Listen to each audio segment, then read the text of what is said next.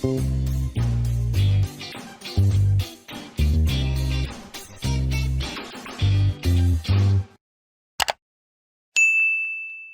நம்ம Shabdina. Welcome back to Shabdina's kitchen. இன்னைக்கு நம்ம கிச்சனில் பார்க்கும்போது தக்காளி சாதம். இதோட ஒரு அருமையான பெப்பர் பவுடர் போட்டு ஒரு சூப்பரான ஸ்டைலில் இந்த முட்டை வறுவல் எப்படி இருக்குன்றது பார்க்க போகிறோம்.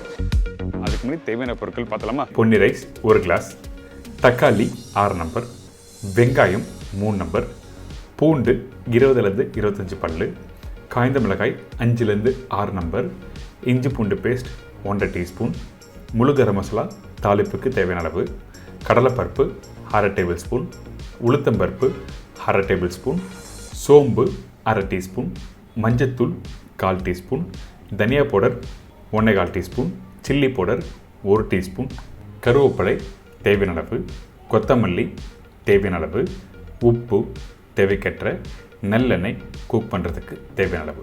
இதாங்க தக்காளி சாதத்துக்கு தேவையான பொருட்கள். இந்த அரிசியை இந்த பவுலில் போட்ட பிறகு நல்லா ஊற வச்சு வாஷ் பண்ணி அதுக்கப்புறம் நல்லா வேக வைக்க போகிறோம். பொன்னி ரைஸ், பச்சை அரிசி இந்த மாதிரினா ஊற வச்சு வாஷ் பண்ணலாம். இதுவே பாஸ்மதி ரைஸாக இருந்ததுன்னா ஃபஸ்ட்டு வாஷ் பண்ணிவிட்டு அதுக்கப்புறம் ஊற வைக்கணும். இதுதான் வித்தியாசம் பாஸ்மதி ரைஸ்க்கும் பொன்னி ரைஸ்க்கும். அடுத்து நம்ம என்ன பண்ணுறோன்னா அரிசி வேக வைக்க போகிறோம். நல்லா சூடாக இருக்க தண்ணியில் அரிசியை போட்ட பிறகு கரெக்டாக ஒரு 90% பாயில் பண்ணி எடுத்துருங்க.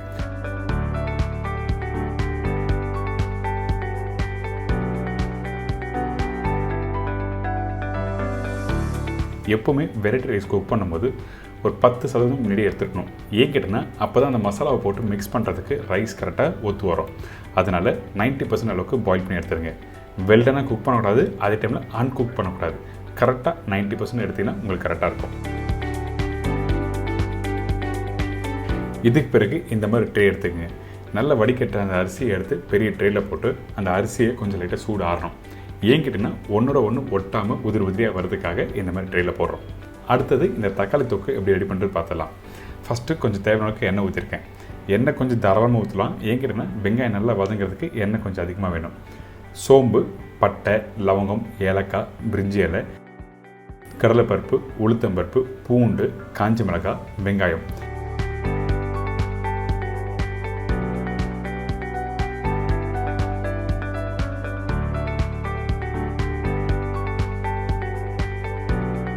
இதெல்லாம் போட்ட பிறகு இந்த வெங்காயத்தை நல்லா வதங்கி வரணும்.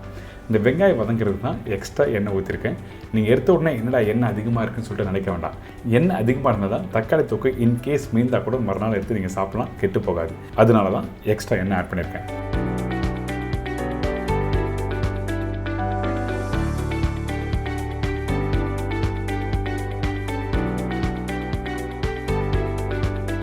இப்போது இந்த வெங்காயம் கொஞ்சம் லைட்டாக அந்த கோல்டன் ப்ரௌன் வதங்கி வர டைமில் இஞ்சி பூண்டு பேஸ்ட் போடுறோம். வெங்காயம் பார்த்தீங்களா இந்த மாதிரி கொஞ்சம் லைட்டாக வதங்கி வரணும். அதே டைமில் அந்த கடலைப்பருப்பு, உளுத்தம் பருப்பும் கலர் மாறி இருக்கும். இதுக்கு பிறகு தான் இஞ்சி பூண்டு பேஸ்ட் போட்டிருக்கேன். இந்த இஞ்சி பூண்டு பேஸ்ட்டு போட்ட பிறகு நல்லா வதக்குங்க. ஏன் கேட்டிங்கன்னா முக்கியமான இன்க்ரீடியன்ஸை பார்த்தீங்கன்னா இந்த இஞ்சி பூண்டு பேஸ்ட் தான். எந்த அளவுக்கு இஞ்சி பூண்டு பேஸ்ட்டு போட்டு வதக்குறீங்களோ அந்த வாசனை நல்லா சூப்பராக எடுத்து கொடுக்கும். அதனால தான் நிறைய பேருக்கு வந்து அந்த மசாலா ஸ்டைலில் வர இந்த தக்காளி தொக்கு எல்லாருக்கும் பிடிக்கும். இதுக்கு பிறகு பழமாக உள்ள தக்காளி கட் பண்ணி போட்டிருக்கேன். உப்பு,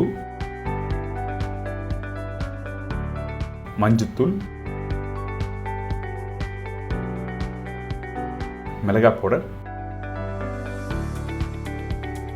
தனியா பவுடர்.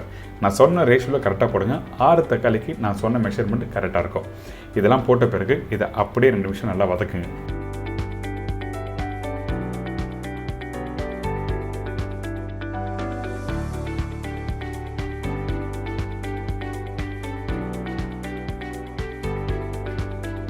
வதங்கி வர டைமில் கொஞ்சமாக தண்ணி ஊற்றி அதுக்கப்புறம் நல்லா குக் பண்ணுறோம்.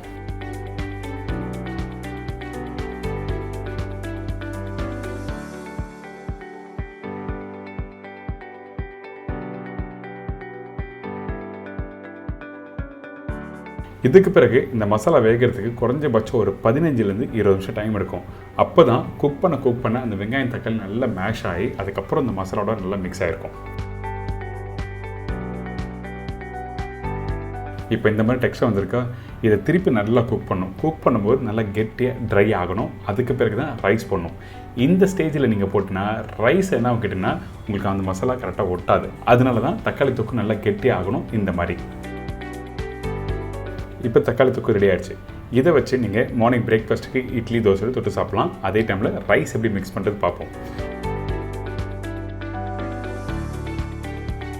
ஏற்கனவே குக் பண்ணி வச்சுருக்கேன் அந்த அரிசியும் போட்டிருக்கோம். கொஞ்சம் கொத்தமல்லி நல்லெண்ணெய் போட்டு அப்படி நல்லா மிக்ஸ் பண்ணுறோம்.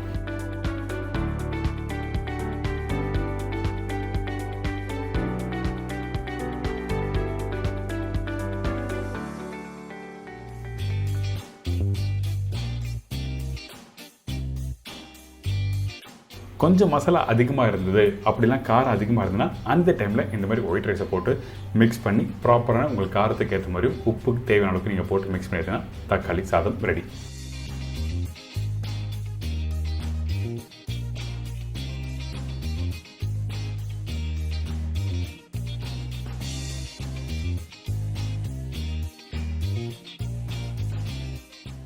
இதை தொடர்ந்து பெப்பர் பவுடர் போட்டு ஒரு சூப்பரான ஸ்டைலில் இந்த முட்டை வறுவல் எப்படி ரெடி பண்ணுறது பார்க்க போகிறோம். முட்டை வறுவலுக்கு தேவையான பொருட்கள்: முட்டை 10 நம்பர், வெங்காயம் 1 நம்பர், இஞ்சி பூண்டு பேஸ்ட் 1 டேபிள் ஸ்பூன், மஞ்சத்தூள் 1/4 டீஸ்பூன், சில்லி பவுடர் 3/4 டீஸ்பூன், தனியாத்தூள் 1 டீஸ்பூன், மிளகு பவுடர் 1 டேபிள் ஸ்பூன், கருவேப்பிலை சிறிதளவு, கொத்தமல்லி தேவையான அளவு, கடுகு 1/4 டீஸ்பூன், உப்பு தேவையான அளவு, எண்ணெய் சமைக்கிறதுக்கு தேவையான அளவு. இதாங்க இந்த முட்டை வறுவலுக்கு தேவையான பொருட்கள். இந்த முட்டை வறுவல் பண்ணுறதுக்கு ஃபஸ்ட்டு நம்ம என்ன பண்ணுறோம், முட்டை வேக வைக்க போகிறோம்.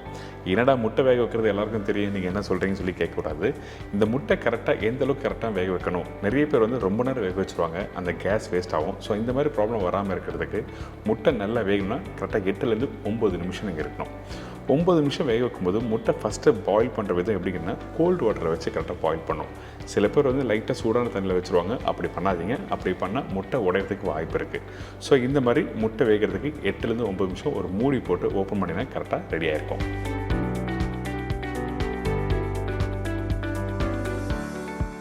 இதுக்கப்புறம் அந்த முட்டை கையில் எடுத்து பார்த்தீங்கன்னா நல்லா தடமாக இருக்கும்.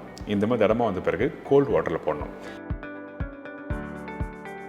இந்த கோல்டு வாட்டரில் போட்ட பிறகு நம்ம என்ன பண்ணுறோன்னா, அந்த முட்டை எடுத்து லைட்டாக தட்டிட்டு அதுக்கப்புறம் பீல் பண்ணுறதுக்கு ஈஸியாக இருக்கும். சில பேருக்கு முட்டை பீல் பண்ணுறது ஒரு பெரிய வேலை இருக்கும், சரியாக பீல் பண்ண முடியாது. அதனால தான் இந்த மாதிரி ஸ்டெப் பை ஸ்டெப்பாக சொல்லியிருக்கேன். இப்போ இந்த வேக வச்ச முட்டையை நம்ம என்ன பண்ணுறோன்னா, நடுப்பகுதியில் கரெக்டாக 1/2 கட் பண்ணி எடுத்துருங்க. இந்த மாதிரி நடுப்பகுதி வச்சு கட் பண்ணும்போது வறுவலுக்கு ஈஸியாக இருக்கும், அந்த மஞ்சக்கரு வெளியே வராது. அதனால தான் இந்த மாதிரி 1/2 நடுப்பகுதியில் கட் பண்ண சொல்கிறேன். இப்போ நம்மகிட்ட இருக்க இந்த முட்டை எல்லாத்தையும் கட் பண்ணி ரெடி பண்ணி வச்சுருக்கேன். இதுக்கப்புறம் மசாலா எப்படி ரெடி பண்ணுறது பார்க்கலாம். தேவையான அளவுக்கு கொஞ்சமாக எண்ணெய். எந்த முட்டை ஓரளவுக்கு அதிகமான எண்ணெய் வேண்டாம். நீங்கள் எந்த அளவுக்கு மசாலா யூஸ் பண்ணுறீங்களோ அதுக்கேற்ற மாதிரி நீங்கள் எண்ணெய் யூஸ் பண்ணிக்கலாம். இந்த எண்ணெய் சூடான பிறகு கடுகு போடுங்க. கடுகு நல்லா பொரிஞ்சு வரணும். அதுக்கப்புறம் பொடிசை கட் பண்ணி வச்சுருக்க வெங்காயம். வெங்காயம் இந்த இடத்துல 1 வெங்காயம் அப்படின்னா 2 வெங்காயம் போடலாம். நீங்கள் இந்த மசாலா அதிகமாக வேணுச்சுன்னா 2 வெங்காயம் போடுங்க. இதுக்கப்புறம் கொஞ்சம் பச்சை கருவேப்பிலை போட்டு லைட்டாக வதக்க ஆரம்பிக்கிறோம். இந்த வெங்காயம் வதங்குற பக்கம் என்ன கேட்டினா, அதிகபட்சம் 1 நிமிஷம் அப்படின்னா 2 நிமிஷம் வதங்கினா மட்டுமே போதும். ரொம்ப நேரம் வதங்க வேண்டிய அவசியமே இல்லை இந்த முட்டை வறுவலுக்கு. இதுக்கப்புறம் இஞ்சி பூண்டு பேஸ்ட்டு போட்டிருக்கேன். இந்த இஞ்சி பூண்டு பேஸ்ட் போட்ட பிறகு நல்லா மிக்ஸ் பண்ணுங்கள். இதுக்கப்புறம் உங்களோட அடுப்போட ஃப்ளேம் கம்மி பண்ணுறோம். இந்த இடத்துல கொஞ்சம் மஞ்சத்தூள்,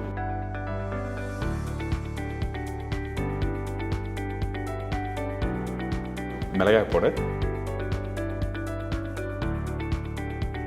தனியாத்தூள். இந்த மிளகாய் பவுடர் தனியாத்தூளுக்கு பதிலாக குழம்புத்தூள் யூஸ் பண்ணலாமா கேட்டேன்னா கண்டிப்பாக யூஸ் பண்ணலாம், ஒன்றும் தவறு எதுவுமே இல்லை. இல்லாதவங்க இந்த மாதிரி மிளகாத்தூளும் தனியாத்தூளும் யூஸ் பண்ணுங்கள். தேவையான உப்பு போட்ட பிறகு நல்லா மிக்ஸ் பண்ணுறோம். மிக்ஸ் பண்ணிவிட்டு நம்ம என்ன பண்ணுறோன்னா, இந்த இடத்துல அடுப்போட ஃப்ளேமை இன்க்ரீஸ் பண்ணிவிட்டு தேவையான தண்ணி ஊற்றி இந்த மசாலா குக் பண்ண ஆரம்பிக்கிறோம். அப்போ தான் இதில் முட்டையை வச்சு கரெக்டாக குக் பண்ண முடியும். இல்லைன்னா ட்ரையாக இருக்கும்போது அந்த மசாலா ஒட்ட ஆரம்பிக்காது. அதனால தான் இந்த மாதிரி கொஞ்சமாக தண்ணி ஊற்றி இந்த மசாலாவை ரெடி பண்ணுறோம். இப்போ பார்த்தீங்களா, அந்த மசாலா லைட்டாக கொதிச்சு வருதில்ல. இந்த டைமில் கட் பண்ணி வச்சுருக்க முட்டையை வந்து 1 by 1 ப்ளேஸ் பண்ணுறோம். அதே டைமில் இந்த முட்டையை நீங்கள் ப்ளேஸ் பண்ணும்போது மஞ்சக்கரு மேல் பகுதி பார்த்த மாதிரி வைங்க. நீங்கள் எடுத்த உடனே மஞ்சக்கருவை நீங்கள் கீழ் பகுதி பார்த்த மாதிரி வச்சிங்கன்னா கண்டிப்பாக அந்த மஞ்சக்கரு வந்து வெளியே வரதுக்கு வாய்ப்பு இருக்கும். இதுக்கப்புறம் தேவையான அளவுக்கு மிளகுத்தூள் மேலே போடுறோம். இந்த மிளகுத்தூள் எதுக்காக கடைசியாக போடுறோன்னா, நீங்கள் எடுத்த உடனே மிளகுத்தூளை ரொம்ப நேரம் வதக்கிட்டீங்கன்னா, அதாவது குக் பண்ணிட்டீங்கன்னா சம்டைம் வந்து கசப்பு தன்மை வரும், சின்னதாக ஒரு டேஸ்ட் தெரியும். அதனால தான் இந்த மிளகுத்தூள் வந்து கடைசியாக போட்டிருக்கோம். அதுக்கப்புறம் கொத்தமல்லி, கொஞ்சமாக 1 டேபிள் ஸ்பூன் எண்ணெய் யூஸ் பண்ணுறோம். எதுக்கான அந்த மசாலா வந்து கரெக்டாக இந்த முட்டையோட ஒட்டுறதுக்காக இந்த மாதிரி பண்ணுறோம். இதுக்கப்புறம் திருப்பி போட்டு அப்படியே குக் பண்ணி எடுத்திங்கன்னா ஒரு சூப்பரான முட்டை வறுவல் ரெடி. இந்த மாதிரி மசாலாவில் குக் பண்ணும்போது குறைஞ்சபட்சம் ஒரு 2லேருந்து 3 நிமிஷம் நல்லா வேகணும். அப்போ தான் அந்த மசாலா இந்த முட்டையோட சேரும். திருப்பி நீங்கள் தேவைப்பட்டால் மிளகுத்தூள் போட்டுடலாம்.